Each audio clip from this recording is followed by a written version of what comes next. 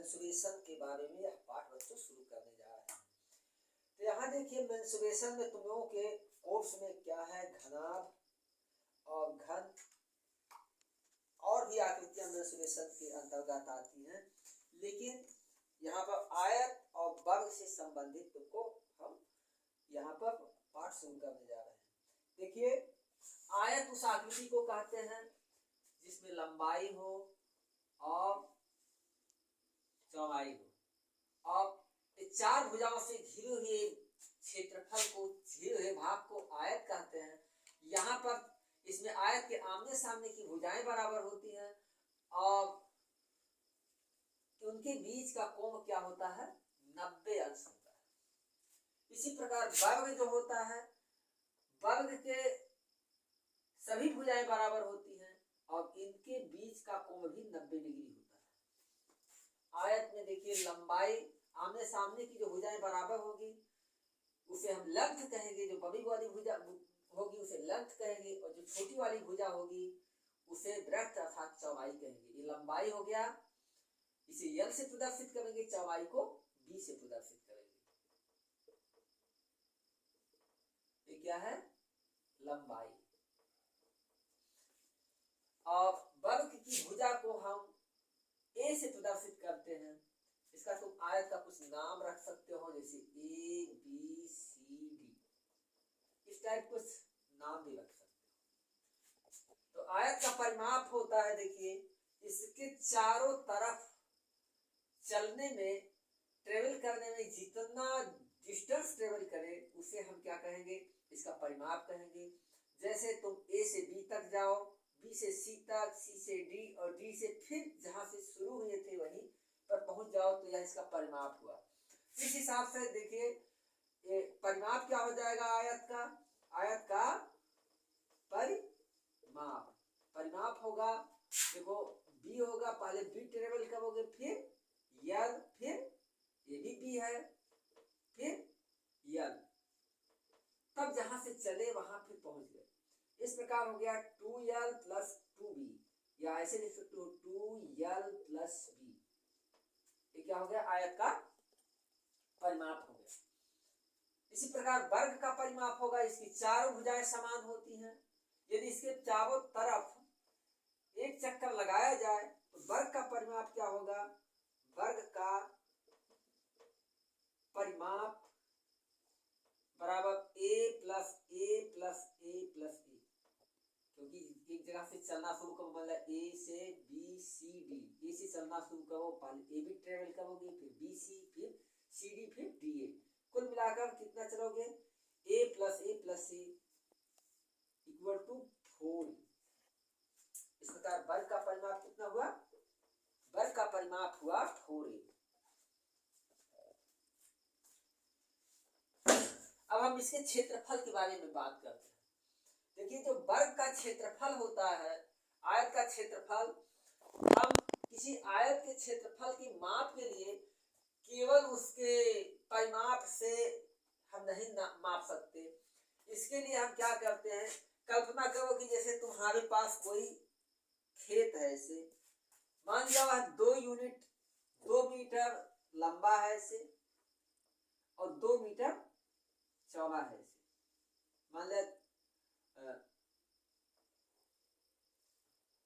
तो इसमें कुल 1-1 मीटर के साइज की कितनी क्यारियां बनेगी, मान लिया 2 मीटर है तो यह 1-1 क्यारी 1-1 मीटर के वर्ग के रूप में कुल कितने वर्ग बने, 4 बने, 2 मीटर लंबे 2 मीटर चौड़े।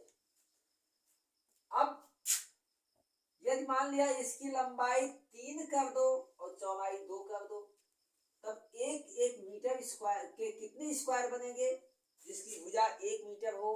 देखो इधर 3 बना, इधर 2 बना, तो तुमको पता चला 3 और 2 तो कुल कितनी क्यारियां बनी, 6 क्यारियां बनी। और 6 क्यारियां बनी तो कितना हो गए, उसका साइज क्या है 1 मीटर स्क्वायर का, तो 6 मीटर स्क्वायर की क्यारियां बनी। मीटर, यहाँ मीटर का मतलब कि 1-1 क्यारी का साइज मीटर है, मीटर लंबाई, मीटर चौड़ाई, मीटर स्क्वायर का मतलब मीटर का वर्ग बन गया है, और ऐसी 6 क्यारियां बन रही हैं।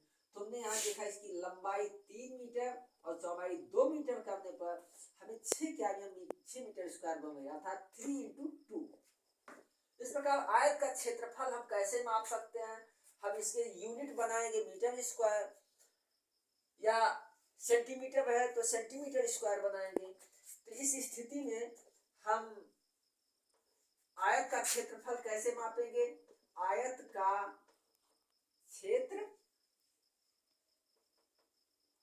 क्षेत्रफल होगा लंबाई गुणे चौड़ाई L इंटू बी, अर्थात लंबाई को हम L से प्रदर्शित कर रहे हैं और चौड़ाई को B से।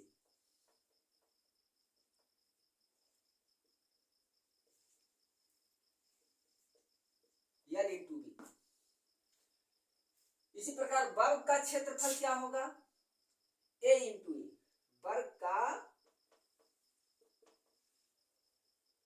क्षेत्रफल बराबर A इंटू ए बराबर ए स्क्वायर, अर्थात भुजा का वर्ग। किसका वर्ग? भुजा का वर्ग। अब हम आइए इसका एक चीज हम और माप लेते हैं, इसका विकर्ण। तो वर्ग का विकर्ण, आयत का विकर्ण होता है। विकर्ण के माप के लिए कल्पना करो जैसे यह एक आयत है जिसकी लंबाई L है, चौड़ाई B है। अब इसका जो तिरछी रेखा ऐसे मिलाइए, दोनों कोनों को जोड़ने वाले, ये विकर्ण कहा जाएगा। तो पाइथागोरस थ्योरम से क्या हो जाएगा? √L square plus B square. तो आयत का विकर्ण होगा, आयत का विकर्ण बराबर √L square plus B square. इसी प्रकार वर्ग का विकर्ण होगा, वर्ग का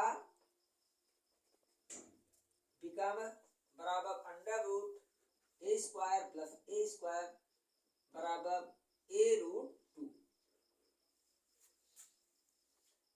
हम यहाँ पर एक चीज और कह देना चाहते हैं क्या कि जो क्षेत्रफल होता है, क्षेत्रफल का यूनिट स्क्वायर में होता है और लंबाई का यूनिट जो होता है इकाई ए स्क्वायर में नहीं होता। जैसे हमको ये पता करना है 1 मीटर स्क्वायर में कितना जो है सेमी स्क्वायर होगा। तो देखो 1 मीटर स्क्वायर का मतलब उसकी लंबाई 1 मीटर हो और चौड़ाई भी 1 मीटर हो। 1 मीटर में कितना सेंटीमीटर होता है? 100 सेंटीमीटर। तो 100 सेंटीमीटर गुणे 100 सेंटीमीटर, तो तुम्हें कितना हो गया? 10,000 वर्ग सेंटीमीटर स्क्वायर। तुमने देखा 1 मीटर में तो 100 सेंटीमीटर होता है, लेकिन 1 मीटर स्क्वायर में 10,000 वर्ग सेमी स्क्वायर हो गया। अब प्रॉब्लम पर आइए, देखिए जैसे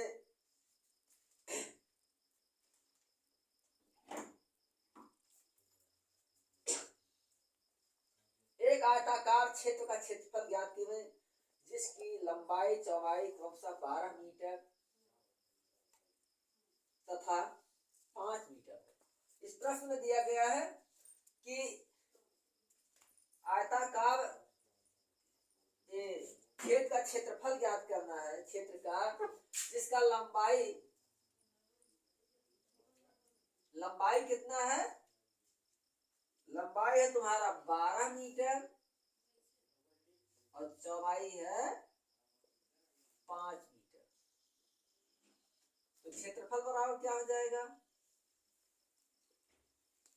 लंबाई, क्षेत्रफल को A से भी प्रदर्शित कर सकते हो, लंबाई गुणे चौड़ाई।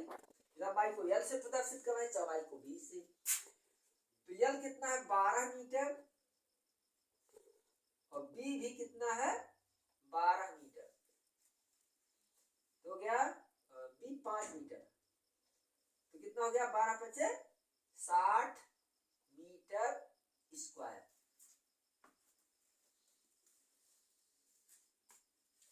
तरह तुम्हारा जो प्रश्न होंगे इस फार्मूले में देखो A equal to L into B, इसमें तीन चीजें हैं क्वेश्चन में, इसमें कोई दो चीज दिया होगा और तीसरा चीज पूछना होगा। जो दो दिया होगा उसका वैल्यू उसमें रख दोगे और जो पता लगाना होगा उसको फिर उसी के संकेत अक्षर जैसे L या B से ही हम रहने देंगे। किस तरह से अज्ञात चीज का हम समीकरण को हल करके पता लगा सकते हैं।